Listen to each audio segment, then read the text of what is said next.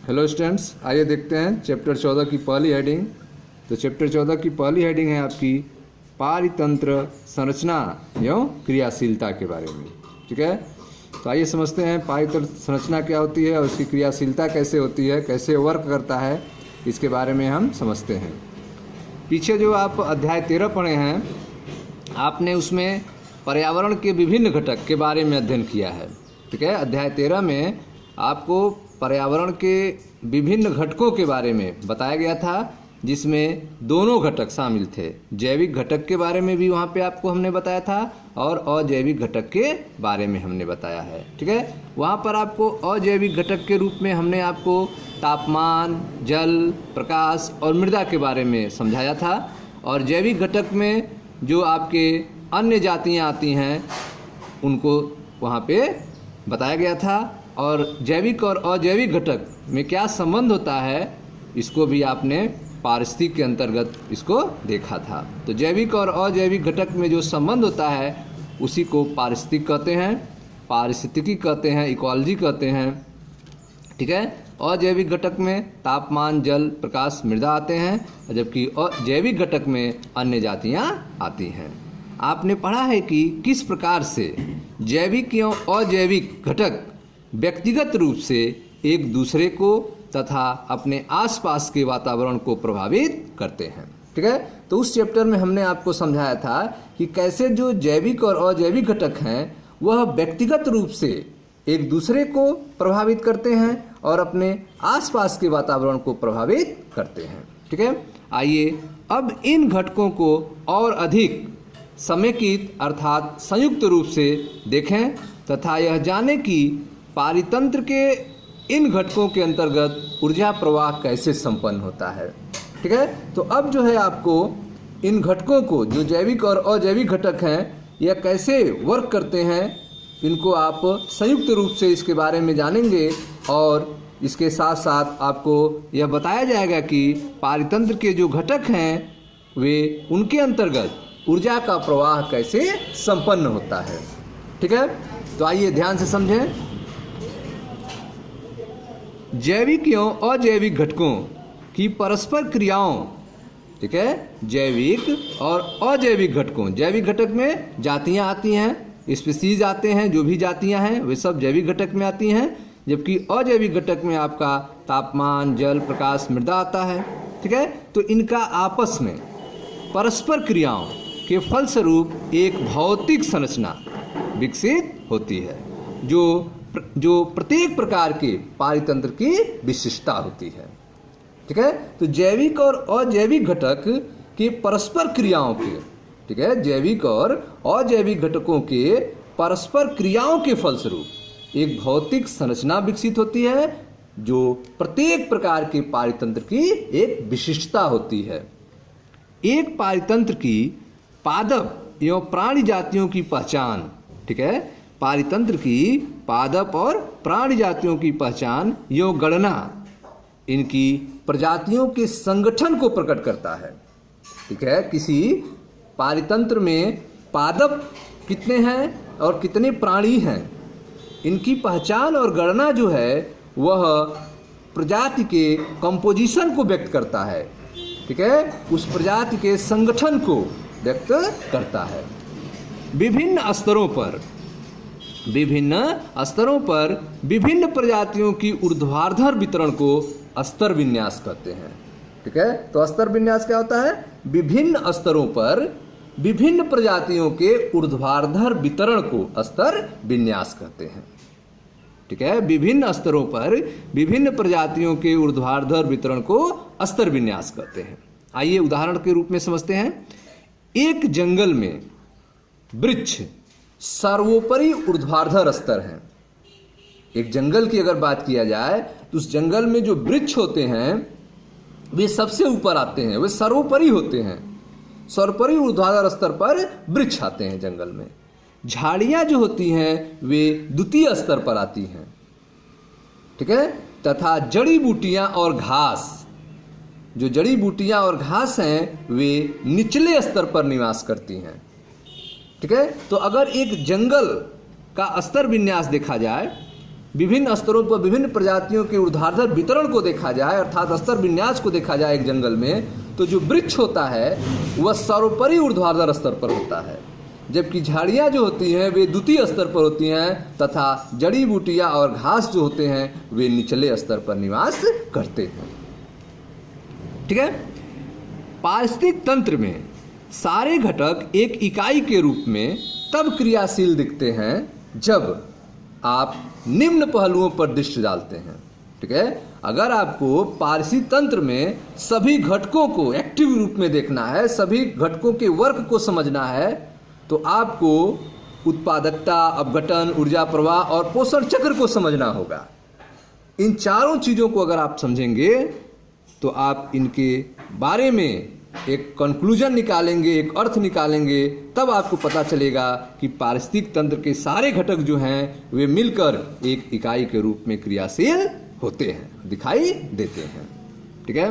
पारिस्थितिक तंत्र में सारे घटक एक इकाई के रूप में तब क्रियाशील दिखते हैं जब आप निम्न पहलुओं पर दृष्टि डालते हैं, उत्पादकता के बारे में, अपघटन के बारे में, ऊर्जा प्रवाह के बारे में और पोषण चक्र के बारे में। तो आइए इन चारों चीज़ों पर हम विचार करते हैं और पारिस्थितिक तंत्र के सारे घटक को एक इकाई के रूप में क्रियाशील होते हुए देखते हैं। देखें ध्यान से। एक जलीय पारतंत्र। ठीक है। एक जलीय पारतंत्र के प्रकृति को, गुणधर्म को हम समझते हैं। इसके लिए हम एक छोटे से तालाब का उदाहरण लेते हैं। एक जलीय पारतंत्र के गुणधर्म अर्थात प्रकृति को समझने के लिए आइए एक छोटे तालाब को उदाहरण स्वरूप लेते हैं। यह एक औचित्यपूर्ण, स्वपोषी और अपेक्षित रूप से सरल उदाहरण है। ठीक है। जो आपने एक जलीय पारतंत्र के रूप में, एक जलीय पारतंत्र के गुणधर्म और प्रकृति को समझने के लिए आपने एक तालाब का उदाहरण लिया है।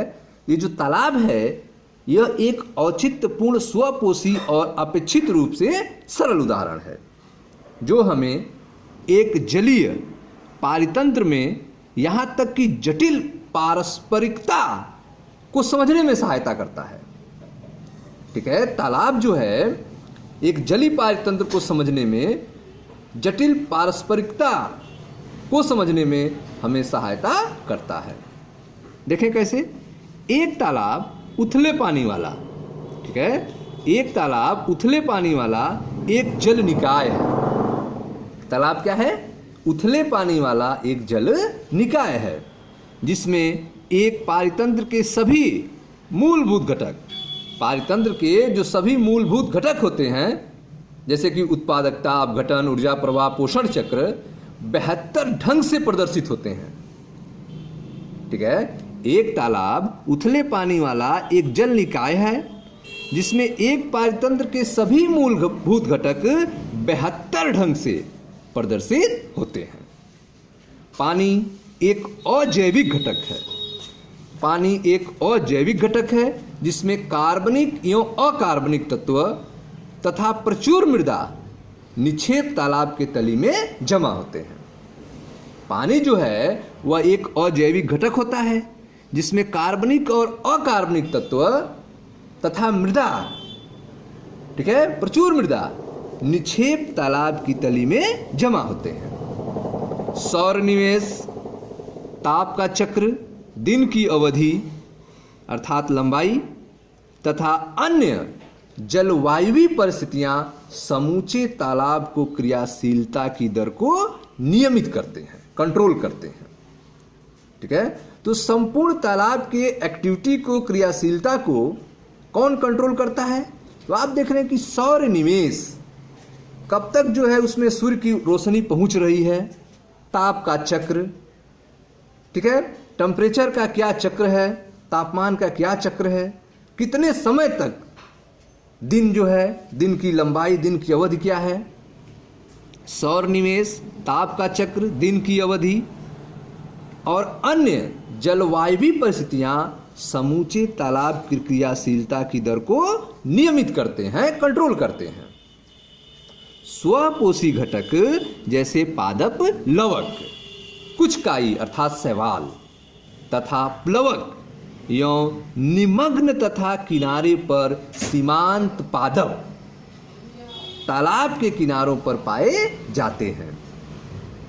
ठीक है, तो आप देख रहे हैं कि स्वपोषी घटक जैसे कि पादप प्लवक, कुछ काई जैसे कि शैवाल तथा प्लवक एवं निमग्न जो डूबे रहते हैं और किनारों पर सीमांत पादप तालाब के किनारों पर पाए जाते हैं।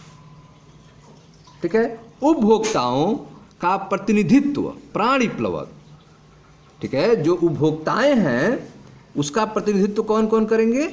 उपभोक्ताओं का प्रतिनिधित्व प्राणी प्लवक तथा स्वतंत्र प्लवी एवं तलीयवासी जीव स्वरूपों द्वारा पारितंत्र किया जाता है।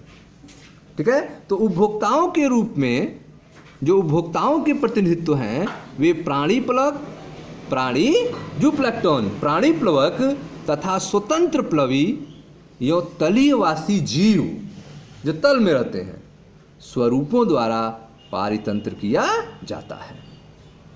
ठीक है, अब घटक के रूप में कौन रहेंगे? अब घटक के उदाहरण कवक एवं जीवाणु हैं। ठीक है, अब घटक के उदाहरण कौन है? कवक एवं जीवाणु हैं जो विशेष रूप से तालाब की तली में प्रचुरता से पाए जाते हैं। ठीक है, तो आप देख रहे हैं कि एक तालाब में पारसी तंत्र के सारे घटक जो हैं पाए जाते हैं और एक इकाई के रूप में वह क्रियाशील होते हैं। ठीक है, जैसे कि आप देख रहे हैं कि तालाब जो है वह उथले पानी वाला एक जल निकाय होता है। तालाब क्या होता है? एक उथले पानी वाला जल निकाय होता है जिसमें एक पारितंत्र के सभी मूलभूत घटक बेहतर ढंग से प्रदर्शित होते हैं। ठीक है, आइए उन घटकों के बारे में समझते हैं। पानी एक अजैविक घटक है जिसमें कार्बनिक और अकार्बनिक तत्व तथा प्रचुर मृदा निक्षेप तालाब की तली में जमा होते हैं। सौर निवेश, ताप का चक्र, दिन की अवधि तथा अन्य जलवायवीय परिस्थितियां समूचे तालाब की क्रियाशीलता की दर को नियमित करते हैं, कंट्रोल करते हैं। ठीक है, इसके अलावा स्वपोषी घटक जैसे कि पादप प्लवक, ठीक है, पादप प्लवक, कुछ काई तथा प्लवक एवं निमग्न तथा किनारों पर सीमांत पादप तालाब के किनारों पर पाए जाते हैं। यह सब स्वपोषी घटक हैं जो अपना भोजन स्वयं बनाते हैं और जो खाने वाले हैं इनको अर्थात उपभोक्ताओं का प्रतिनिधित्व प्राणी प्लवक तथा स्वतंत्र प्लवी एवं तलीवासी जीव स्वरूपों द्वारा किया जाता है। ठीक है, अब घटक का उदाहरण जो है वे कवक और जीवाणु हैं जो विशेष रूप से तालाब की तली में प्रचुरता से पाए जाते हैं। ठीक है, तो ये इस तरह से आपने देखा कि जलीय पारितंत्र में आपने एक तालाब का उदाहरण लिया है जिसके मूलभूत घटकों के बारे में आपने जाना। आगे देखें ध्यान से। यह तंत्र किसी भी पारितंत्र और कुल मिलाकर जीवमंडल की सभी प्रक्रियाओं को निष्पादित करते हैं। ठीक है, जो आप तंत्र पढ़ें, यह तंत्र जो है किसी भी पारितंत्र की सभी प्रक्रियाओं को निष्पादित करते हैं अर्थात स्वपोषियों द्वारा सूर्य की विकिरण ऊर्जा के उपभोग से अकार्बनिक तत्वों को कार्बनिक तत्वों में बदलना, विभिन्न स्तरों के परपोषितों द्वारा स्वपोषकों का भक्षण, मृत जीवों की सामग्रियों का अपघटन एवं खनिजीकरण कर स्वपोषकों के लिए मुक्त करना, इस घटना की पुनरावृत्ति बारंबार होती रहती है। ठीक है, तो आप देख रहे हैं कि यह जो तंत्र है, जो सिस्टम है, वह पारितंत्र की सभी प्रक्रियाओं को निष्पादित करते हैं अर्थात यह स्वपोषियों द्वारा, जो स्वपोषी होते हैं वे सूर्य की विकिरण ऊर्जा का उपयोग करके कार्बनिक तत्वों से अकार्बनिक तत्वों का निर्माण करते हैं, जबकि जो विभिन्न स्तर पर परपोषी हैं वे स्वपोषकों का भक्षण करते हैं, स्वपोषियों को खाने का काम करते हैं, और जो मृत जीवों के सामग्रियों का अपघटन करते हैं वह भी जीव पाए जाते हैं इसमें। और खनिजीकरण द्वारा स्वपोषकों के लिए मुक्त करना, इस घटना की पुनरावृत्ति बार बार होती रहती है।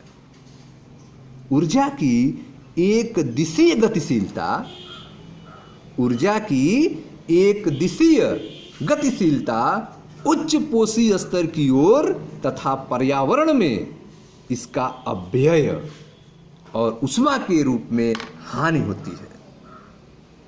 ठीक है, ऊर्जा की जो है, अगर ऊर्जा की बात की जाए तो ऊर्जा की जो गतिशीलता है वो एक दिशीय है, यूनिडायरेक्शनल है। ऊर्जा की एक दिशीय गतिशीलता उच्च पोषी स्तरों की ओर, ठीक है, ऊर्जा की जो एक दिशीय गतिशीलता होती है वो किधर होती है? उच्च पोषी स्तरों की ओर होती है। ऊर्जा की एक दिशीय गतिशीलता उच्च पोषी स्तरों की ओर होती है तथा पर्यावरण में इसका अपव्यय, पर्यावरण में इस ऊर्जा की कमी, इस ऊर्जा का लाश होना, पर्यावरण में इसका अपव्यय और ऊष्मा के रूप में हानि होती है। ठीक है स्टूडेंट्स, तो इस तरह से आपने देखा चैप्टर 14 की पहली हेडिंग पारितंत्र संरचना और क्रियाशीलता के बारे में। नेक्स्ट जो दूसरी हेडिंग होगी वह उत्पादकता के बारे में होगी, जिसको हम अगले वीडियो में चर्चा करेंगे। मैं मनीष गुप्ता अपने चैनल में आपका स्वागत करता हूं। Thank you.